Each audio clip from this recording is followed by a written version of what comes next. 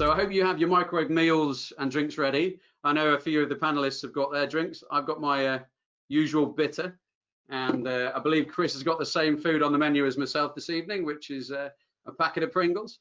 But hopefully you've got your dinners ready. I think we'll get started. We have our third esteemed speaker of this evening, who is Georgios Samakovitis. Yes. Yeah. Yeah. Who is a University of Greenwich principal lecturer in computer science, including artificial intelligence. He actually is no newcomer to the Supper Club. He was at the event we did at the Barbican in November 2017, which I'm not sure what I was eating or drinking at the time. I came up with a title, The Hedgehog and the Fox, a GRC dichotomy. But we had a very good evening there. And George is with us tonight to hopefully, I believe he's going to be talking about trusted technology being a prerequisite for regulatory compliance. So please, everyone, welcome to the stage, George. Okay, thanks very much, Lee. I mean, I really enjoyed both Nicola's and Chris's talks. It's a really hard act to follow, but I'll do my best, as one does. So as you know, Lee actually revealed, the first area I wanted to start with is precisely, turning the question of whether the two should go together into what I tend to think is the real question behind the theme, as I see it, is the extent to which trusted technology is a prerequisite to regulatory compliance. And I believe it largely is, not solely because of the new, rich affordances of the so pronounced miracle technologies like AI and machine learning are, but also because there is a lot of from the other side, the dark side. I mean, myself, I specialize in anti-money laundering technologies, uses of AI for anti-money laundering and complex network analysis to identify patterns of, illicit behavior. So sometimes you will see me borrowing these, terms from that field. So bad actors using advanced technologies and they're a lot more sophisticated than we think. They are unbound, but we need to think that they are unbound by what we have in industry. They're unbound by organizational bureaucracies, they're unbound by regulations, and of course, they're unbound by compliance itself. And they are free to make use of these technologies in a way that legitimate organizations are dreaming of. So here's one thought: what can we do to mitigate this? Well, it's not my thought; it's the ever-ending question in the regulatory space. And currently, there is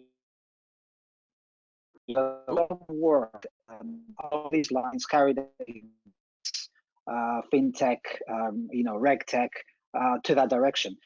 So it's really, a matter of staying abreast as AI and ML is being put to work, whether we want it or not. So these technologies are being used in a very sophisticated manner, whether we like it or not. And I think, it's critically important that regulators and industry alike do onboard it, not just because it's innovation, but because, well, at the end of the day, I believe we have to.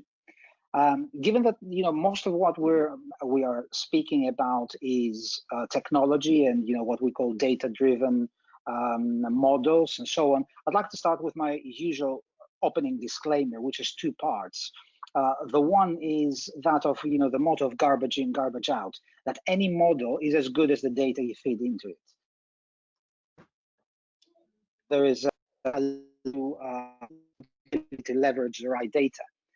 And also going back to a point that Nicola made on the importance of data, and I would like to add data quality, resilience, availability, security, transparency, which become even more critical when we are talking about legitimately leveraging the artificial intelligence, the blockchain, and all this hot technologies, machine learning, and so on.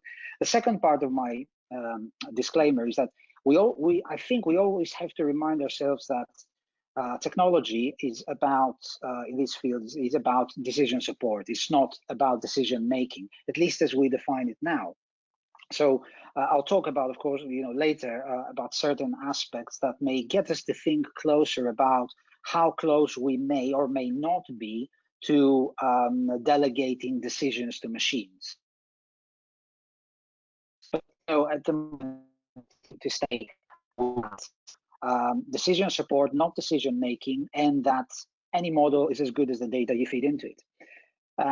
My second point I'd like to make here is that technologically supported decision support is not necessarily AI. I mean, so we have to be careful about how we use the term AI. I know that this sounds very, basic, basic knowledge, but we have seen a lot of use of the term AI, and I don't think we've seen enough use or enough real use of it. I believe, and I guess many of you may have the same experience than I do, that AI is more talked about than used in, even the most prominent place in the industry. I'll avoid to mention names, but I know some organizations claiming to use, to be at the forefront of AI, but really doing very basic things. So for technologies, things like rule-based systems, simple statistical have been in use for a very long time. But very often we find that there is more artificial and less intelligence in them. And that's also a difficult equation to crack, and for good reasons. And take a typical example. If we think about anti-money laundering, if we think about customer profiling or client onboarding, balancing on the one side the commercial risk introduced by misidentifying a customer. Thank you, Lee. A customer with activity. Thanks. Well, identifying a customer's activity as misidentifying it as malicious, with on the other side the exactly the opposite, missing out malicious activity through the same misidentification is, just puts the so the race is really for the technology to become more and more clever and precise in lowering these error margins. And if you look into, from the field I'm involved in, academic work on machine learning models and the like, this is the one major question in model development and model validation: how we can develop accurate models. The cost, of course, of a poorly performing model is much higher in industry.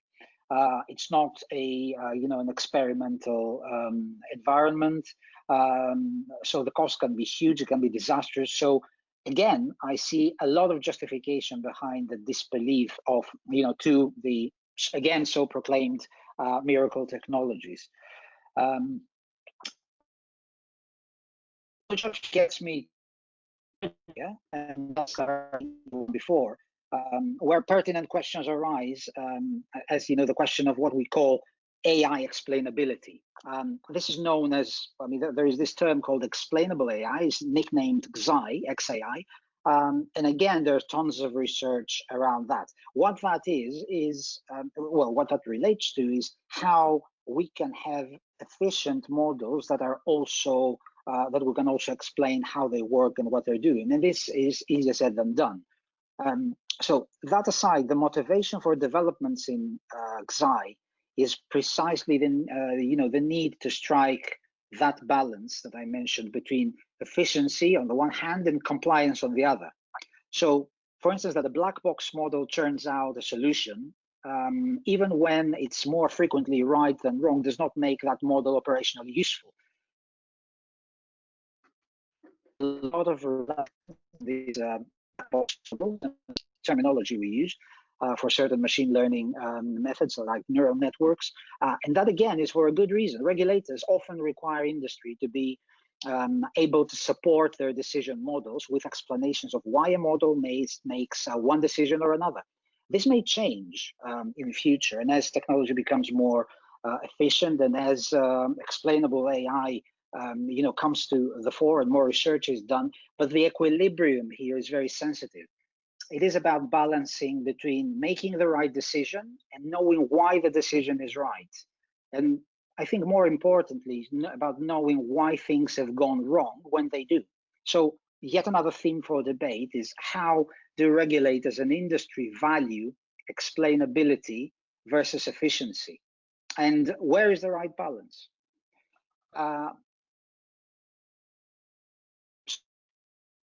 Oh, we're having a few connection issues.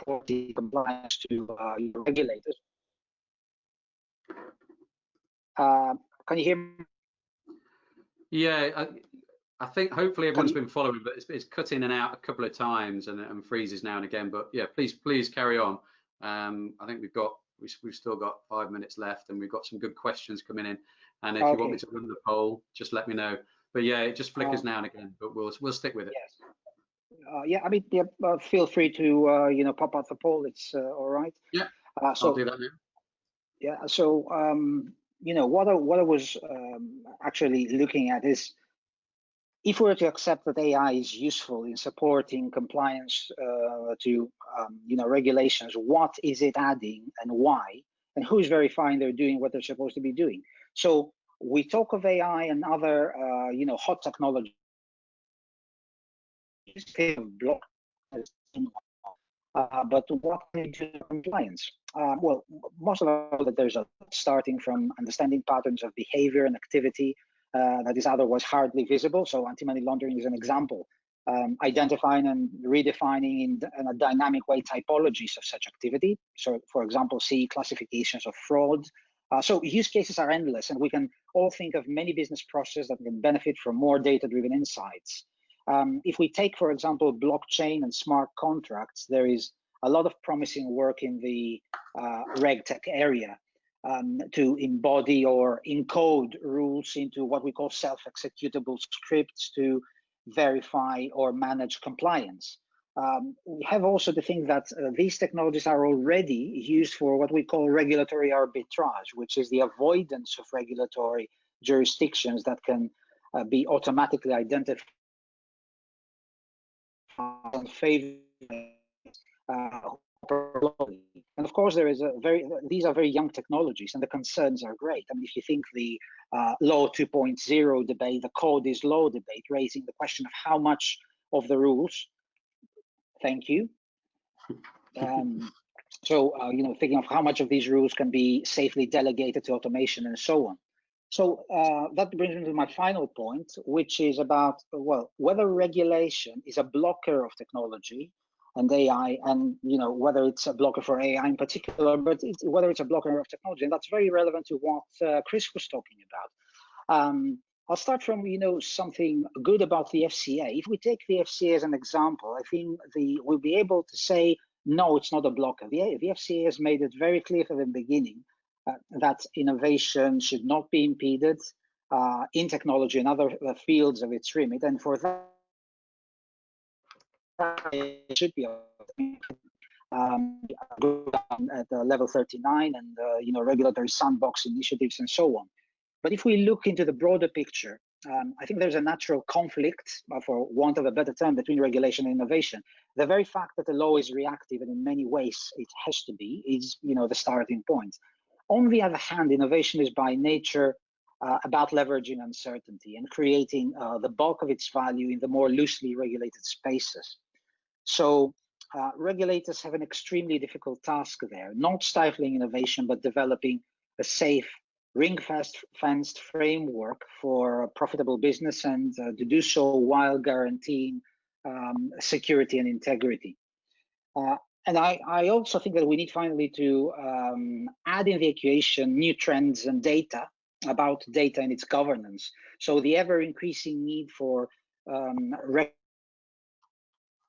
recognizing customers as owners and custodians of their own data.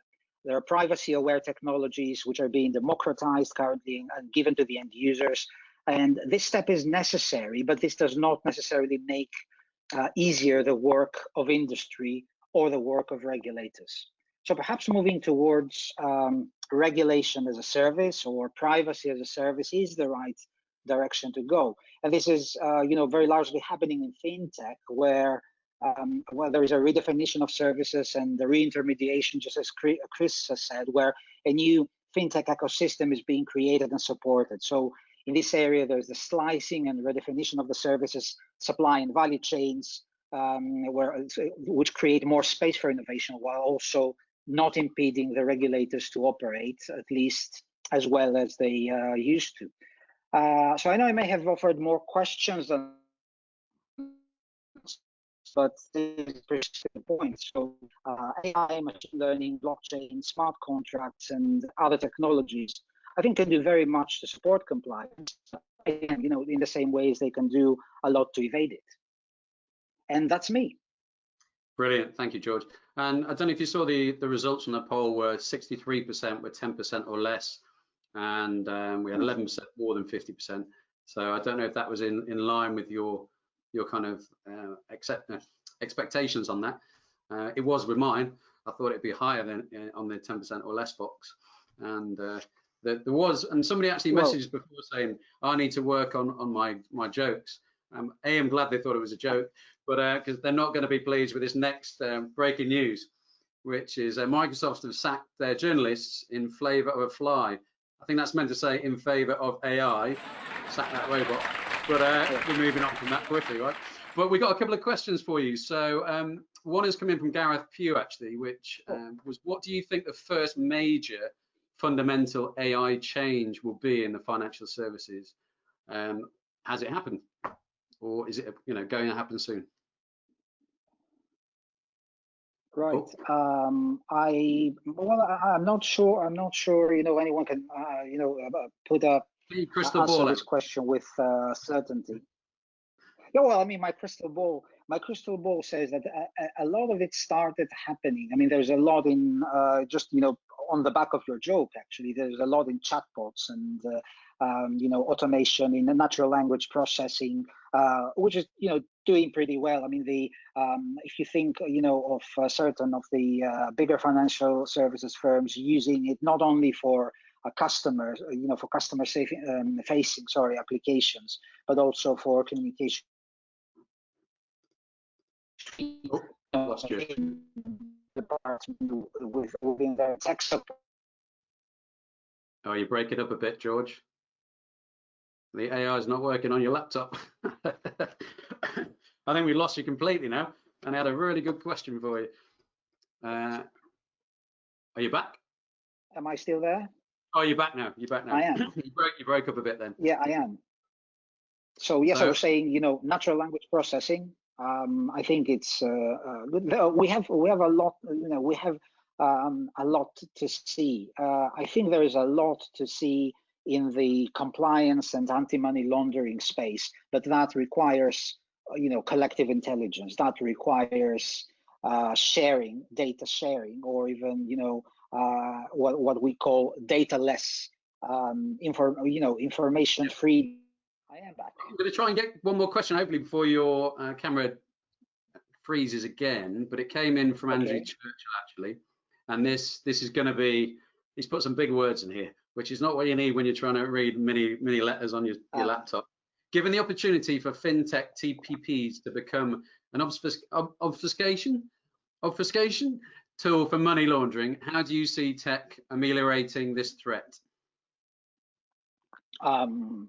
We're talking about transaction and payment processes. I think there is a lot. I mean, this